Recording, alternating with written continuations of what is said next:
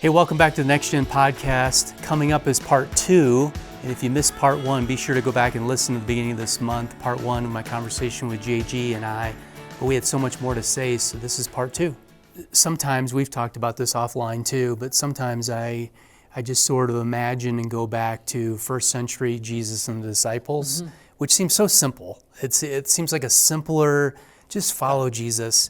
Even though they misunderstood a lot, they didn't fully get the whole picture, just like us. But sometimes I go back there because, another reason connected to these other things that folks may leave the church and their faith is because it's just complex. And the bigger the church, the more complex. And there's a business side to it, and there's a ministry side to it. And as you were speaking about, not living on mission, it gets specific because it's, are you living on mission the way I want you to live on mission, as opposed to maybe the church actually is, and it's just not your flavor, your Starbucks drink of how you want them to live on mission. But if you drill down and ask some questions, some folks might be able to tell you that, oh no, we do this, this, and this, right. Or share some stories, but it's just not quite your flavor, the way you want it to go. And I think it's because, again, the bigger the church, the more ministries, the more people, the more things going on, the more complexity, maybe the more sin, maybe the messier it is. Maybe the more sinful people, for sure. Yeah. And so that just leads to, you might be dissatisfied with that. As I've read the stats, another reason why, high school graduates are leaving their faith is because they get busy. They're off of college. They don't want to take the time to go find a new church, and what do I even look for? And maybe this is a good transitional point to what you and your ministry is doing at Mission Hills to help that process, help a high schooler who's graduating head towards college or something else, a gap year, military, whatever they're going to do, figure out how to find a church. But beyond that, what else are you doing, JG, to help? Because we really care awful lot about, and I would say our team is doing a great job with transitional elements in our Next Gen ministry, and one of them that's critical is graduating from high school. What's next for them? So speak a little bit to what you're doing in your ministry to help that process. Yeah, we don't have it all figured out. Yeah. I actually just came, Jeff, from a meeting where we reevaluated and we said, are we doing a good enough job with our current programs? Not a lot's changing. We're tweaking something. So a lot of things are staying the same. Yeah. But here's step 1 is you have to transfer the trust from your high school ministry and the people who've been pouring in to your young adult ministry, or whoever that is in the next stage. Maybe it's a small group leader. Maybe it's a campus ministry of the college that's right next to your church, and you know that most people are going to go there, and they don't really want to talk to you because they don't know why, but you just pursue them, get coffee. You've got to transfer the trust that you have built with your students here in this place. You've got to transfer it to the next spot. Right. So our high school team, we are so closely knit here. We know how to work together. We trust each other a lot. So what we're doing is we're working through the small group leaders for those students and senior girls, senior boys, saying, hey, let's visit your small group. Let's bring them food. Let's create some trust. So the first thing you have to do is you have to transfer trust by working with the people that already have a voice in their lives and saying, hey, you guys are doing a great job. Let me come alongside you. And we're going to do like the whole baton toss for like a whole semester together before we move on. So the first ingredient we feel like is a transfer of trust first. Yeah, let me push pause right there and lean in, because you said something I don't want anybody to miss, is you said for a whole semester. Yeah. It's not 1 week. It's not next week you're making the move. It's for a length of time, because trust takes time, right, to build and understand that. So you don't necessarily have to lean in more with that, but I want everybody to catch that we do it for a length of time, their senior year, so that they can be established when they graduate. We call it senior nights, and it's monthly for the entire spring semester of somebody's senior year. So what we do is we go to them on Wednesday nights, which is our typical large group time when youth group is happening. It's a little bit like kids' church, back in the day, where it's like everybody does worship together. All right, kids go to Sunday school for the message and everything. Call them that. Yeah, I was actually thinking of doing it like felt pads of like, let's go to senior awesome. night, That's like awesome. little sheep and stuff. Nobody knows what. Nobody's going to let me do it, but I think it's funny. I think it's awesome. Yeah, nobody's going I'm to let old me. enough to remember I know, those. if only they did. But that's what we're going to do. We're going to, we'll take them with us. But so for a whole semester, we are tackling different things as we go. So the first thing is transfer trust. Yep. We try to do so over a semester, like you said. The second thing is talk about the hard stuff that they're going to face. Great. Like every time along that semester. Yep. This program could be done in so many different ways, but you got to tackle the topics before they leave your ministry. So things that we tackle topically are, first, how can you trust that the Bible is true? Great. We are battling the 20-second TikTok or the reel that's like, this book means nothing. We're like, no, we're going to talk about all the hard questions, all the things that are unanswered. Yep. But we're also going to show you why archaeologically this is an incredibly trustworthy book. Philosophically too, and sociologically, all of these studies and sciences that point to the accuracy and the reliability of Scripture. So we're going to dig into why you can trust your Bible 1 week, which is the foundation for everything after.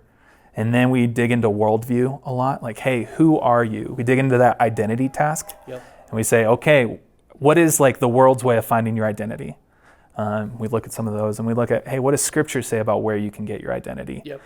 So we kind of hold these things here, and we trust students to be smart enough to like look at these things. I'm like, hey, would you like your God-given identity that's secure no matter who you are, or where you are, or what has happened to you, or what will happen to you? Or would you like to go try to figure it out for yourself and just listen to other people and shaky and unstable? So we tackle worldview questions like, who are you, who God is. We have found, honestly, that our students are nerdier than we think, and they want to talk about the Trinity and all of these things. So when they ask, we talk about it. So worldview, some basic theology about, hey, who is humanity? Who is God?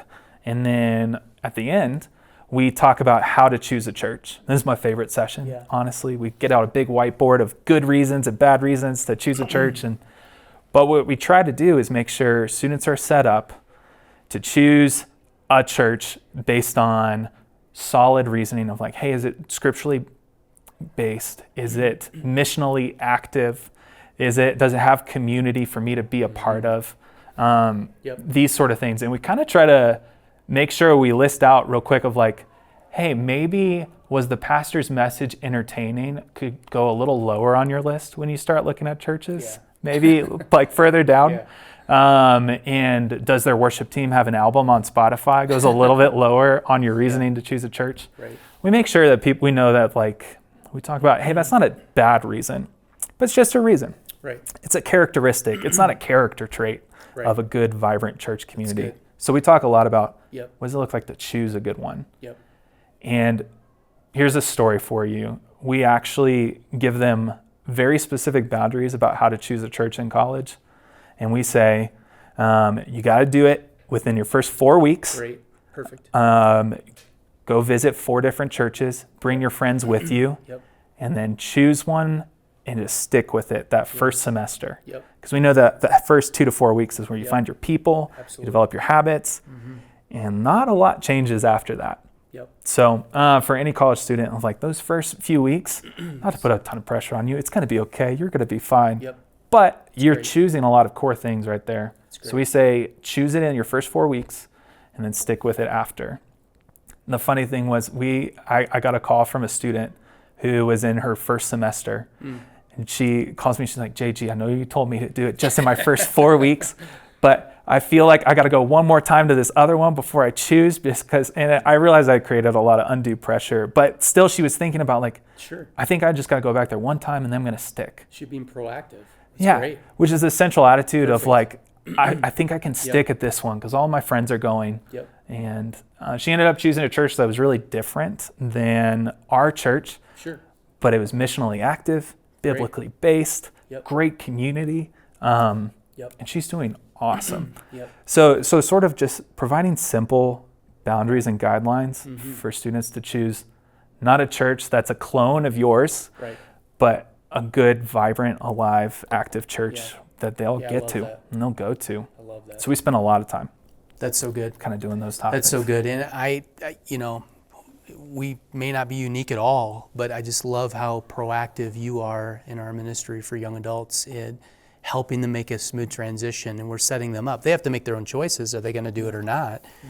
And I love how kingdom-minded we are, because we're not saying, obviously if they go far away, they can't attend our church, or no, now you need to watch online. Because we want them to be a part of a community. But there's some criteria for a good church, and there's criteria for a bad church. And you've described some of those things.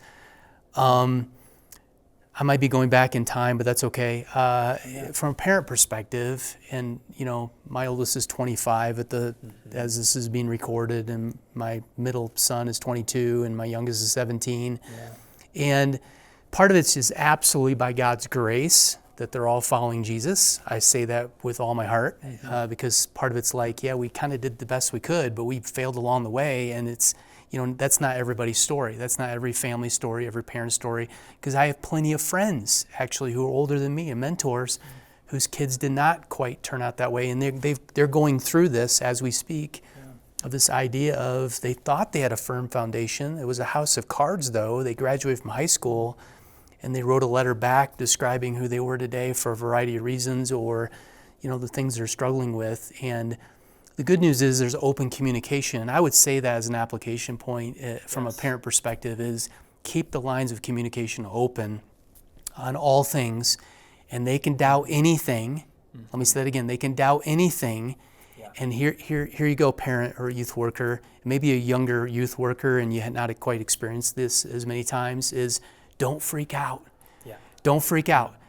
They can doubt anything, they can question anything. Let that space be there, because here's the big application point with everything else we've said is this is a marathon, not a sprint. It's a long-term relationship with your kids, or those who are in your youth ministry, or those who are in your college ministry or young adult ministry. It's a marathon. You're thinking long-term relationship. You're not thinking, ooh, I've got to win this argument right now, or their faith is doomed. That's not the way life works. It's not the way it works for me or you. So my encouragement, just allow them to have the space there and keep the lines of communication open and enter into their world a little bit. And that involves social media, that involves other things. Don't be weird. Don't be the stalker parent weird, And I would even say, and this is way controversial at the end of this podcast, but don't track their every move. Just don't. That's a whole nother podcast probably for next gen things, but don't do that, because that doesn't build trust. It doesn't build trust, and you want to build trust with your kids or those in your youth ministry, so that your story right there of that girl who contacted you, and I know you have dozens of these stories, meant there was a safe place back there for her to contact you and ask you questions about, hey, I remember you told me this, but I'm not quite doing it the right way. The good news about that is she contacted you. There's space. Communication line was open. Absolutely. And I've seen this you said about yourself, I'll say it right now also, is that I have seen this in your family, that you guys will talk about everything. There is no topic off limits. Your kids will come to you with anything. If I talk to your boy, it's like, hey, I already talked to my dad about this, but what do you think about this? And it's one of those things where it's just like the relationship is so secure because you're not handling these things anxiously. I feel like I think we just came up with another. You just haven't seen it. That's right. Yeah. I get plenty of anxious. I get a cleaned up version of it, but I wonder too if how much of success in this life stage is around leaders and parents, really of anybody who loves a young adult and wants to see them love and follow Jesus for the rest of their life. Is how do you manage your own anxiety when they come to you with stuff that is scary? No, I did. No, let's talk about yours. Just kidding. No, it's one of those things of what do you do when their questions are scary for you? Right. Because one of those things we've learned is that anxiety is incredibly contagious. Right. It will run and bounce from person to person. So when they come to you with, hey, I actually don't know what to do with this. Right. And then you get more anxious and you throw it back at them. You've created this place where, this isn't safe. Yeah. And they are either going to fear it like you fear it. Right. They're going to reject it because you're afraid of it. or they're just not going to ask you again because they didn't like how uncomfortable that was. Right. Yeah, and I would tell you, I guess this little segment right here is leaning in with parents, but I won't speak for my wife, but I'll just speak for me. But I have failed a lot, and in these categories where we're doing our best to follow after Jesus and be as close as we can. We've got our own stuff in our own lives that we're dealing with, which is a layer of impacts your kids. And when you do some introspection, you figure out, oh, they're turning out this way because of me, actually, because of the stuff that was undealt with, or whatever it might be, which might require a great professional therapist and counselor. It might require that for you as a parent, even. But in the middle of that stuff, I would just say this, and another application point for parents and or youth workers or church leaders is when you've blown it, say you're sorry. Yeah. Come clean. And it's not a yeah, but seriously, I know we in interpersonal relationships and conflict resolution, we've talked about this and people know this on paper, but do we actually do it? Do we, hey, I shouldn't have raised my voice. I'm sorry I raised my voice. And I shouldn't have said that to you. I'm sorry for that. And that keeps the lines of communication open. Obviously, you can't fake that because your next generation child is going to see straight through if that's not genuine.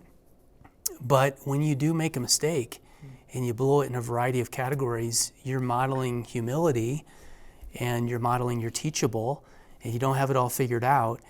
And in the past, there have been plenty of moments where I, wanted to throw 3 Bible verses at my kid to answer that question, because we talked about this offline, but I'm a pretty linear thinker, and I, 1, 2, 3, 4, and this solves that issue, and how come it doesn't solve it for you? And that doesn't build relationship. So I would absolutely acknowledge that all 3 of my kids are very different, just like every parent listening online has more than one child.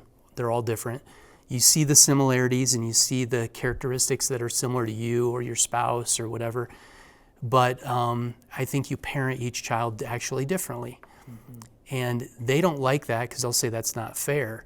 But because you might, oh man, they're the youngest, they get whatever. Or no, every child's different. And so I think their personality, their questions, their doubting, their faith journey is different. So you got to handle it a little bit differently.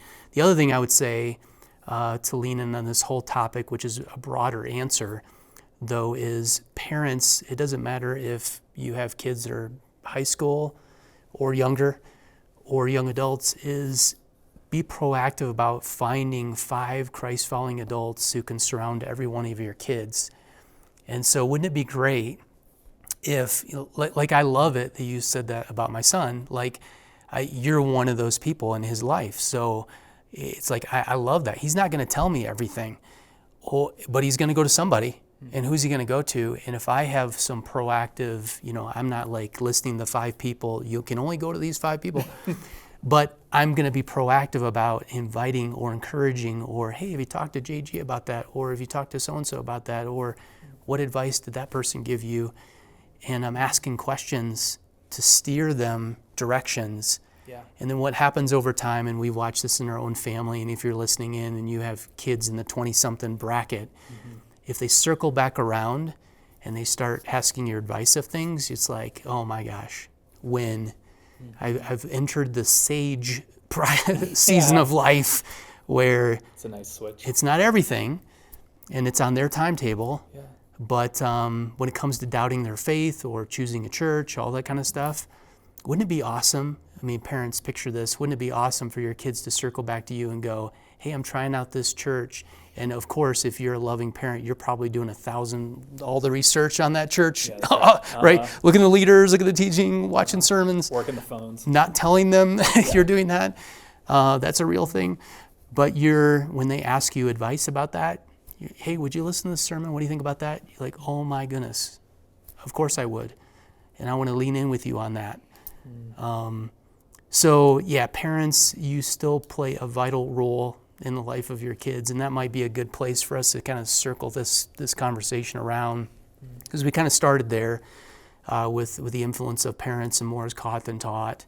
Yeah. And I don't know, words of advice you might have. I know you're not quite a dad yet, soon to be, but you have a unique perspective too with the young adults and the college students that are in your ministry. And you know their families, many of them, and you know their upbringing, and they've shared stories. Any advice that you would have from a little different angle with parents on this journey? I think what we have seen in terms of the kids who are the most grounded, who take forward steps, they were in families who were incredibly involved. Yeah. Now, I'm not saying that you got to greet at every service or honestly neglect your family and your boundaries in exchange for serving at church all the time. But for them, church was not just a TED Talk with some songs that I listened to, but it was a movement we're a part of. Yep. So I think of these, there's several threads of families who were really missional. That's true. Who didn't export the mission of their lives to the church, but understood that the church is here to equip me to be on mission in my life. So those, like, if no matter where your family is at, or where your ministry is at, because sometimes we create ministries that are just like, hey, isn't this fun that we all got together? And there's no real sense of mission or the call of God on our lives. We can create sort of, stagnant ministries also. So, but if you can get forward motion in that way of like, hey, what is God calling us to? What's the sense of importance that we're doing? Yep. Maybe they won't love it when you sign them up to greet at Christmas Eve service, where they're serving in kids ministry, and they'll kind of like, oh, Dad, I don't want to, like on their way there. But what you're creating in that sense of like, hey, no, this is something we're a part of. I see a lot of families who have young adults who are following Jesus where that's kind of a core piece. It's not a guarantee. By no means. But maybe it's just an idea to sort of like, that's so how that could actually look. So good. And here's like, I don't know, I think we've talked a lot about like young adulthood, it's so scary. We can also flip the perspective of you will see your young adult take off in their walk with Jesus more than you ever have before, if they choose to, because it's theirs. And it might be scary because maybe they choose a church that's a little different, expression of faith is a little different, and they start talking a little differently. But when they take off and they make it theirs with all of the zeal of a 20-year-old and all of the time of a 20-year-old, it is amazing the things that you will see your young adult do. Yeah, that's true. I think generationally, they're so different. I think I look at my own generation and the millennial generation, I kind of laugh at us because we'll just nuance things to death. And we'll be like, oh, but it's not perfect, it's not right. And then we won't do anything about it. But this next generation, Gen Z, loves to go and do it, loves to go and solve things. I worked recently with a church where all of their young adult ministry is completely young adult led. And they're running it, and church staff just kind of approves their budget every month, and they just run with it. But they're growing like crazy because young adults have decided, we're going to do this together. We're going to figure it out. And as they explode, they led this worship night that we were all a part of too. And I just see these places when you say to a young adult, like, God is moving in your life. He's calling you, and here's a place to work with that. Here's your laboratory to just figure it out. When you give them a space of freedom to go and do things, you're going to see amazing things because it's exactly what it looks like. I love that. It's the Spirit of God in the person that is on fire and committed to Him with all the time and all of life ahead of them and all the energy that and zeal that is given to a 20-year-old or a 19-year-old. It is a beautiful thing to watch. Might be scary because you're like, oh, you're doing a lot. You're talking about a lot of things and you're asking big questions. But if you just if you connect them to Jesus and let Him work, like you're going to see some incredible things.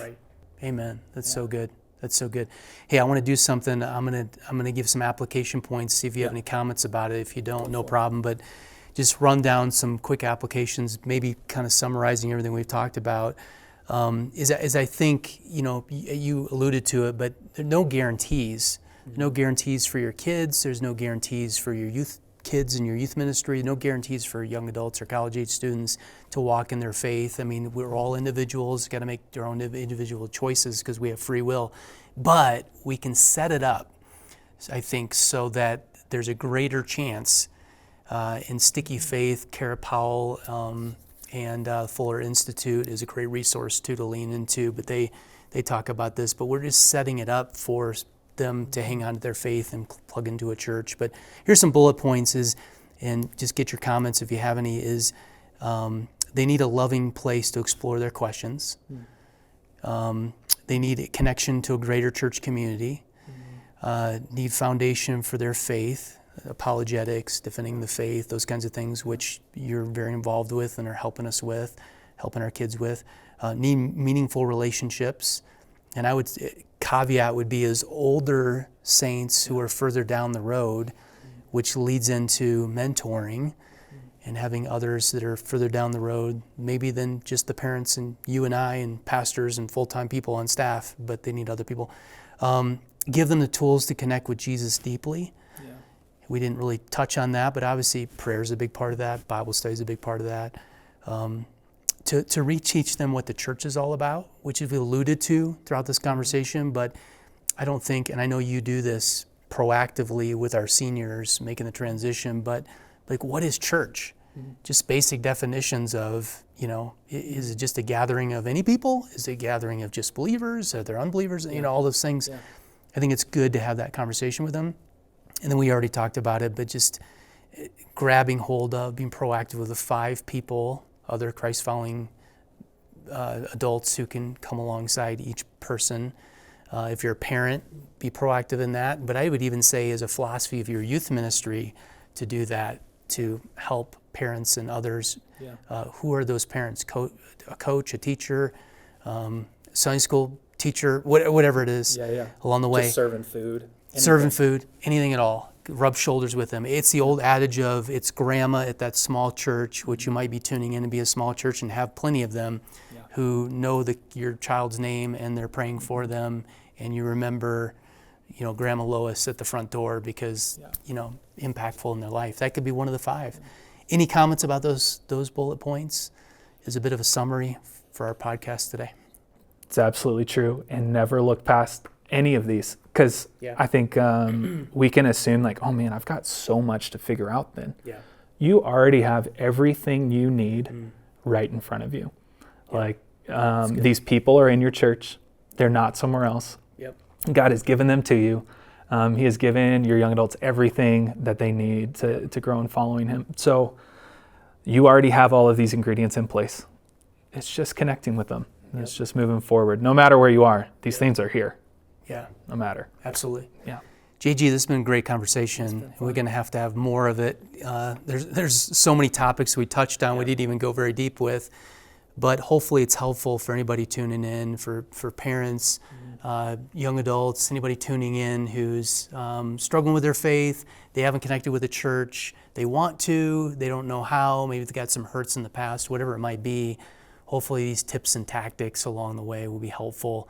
No matter who you are, a parent, coach, teacher, youth worker, coming alongside the next generation to help them become like Jesus and join him on mission is what we like to say around these parts. So hopefully that's true for you as well. Thanks for tuning in, and we'll connect with you the next time we connect with our podcast. This podcast is hosted by me, Jeff Baxter, along with special guests who are experts in the industry.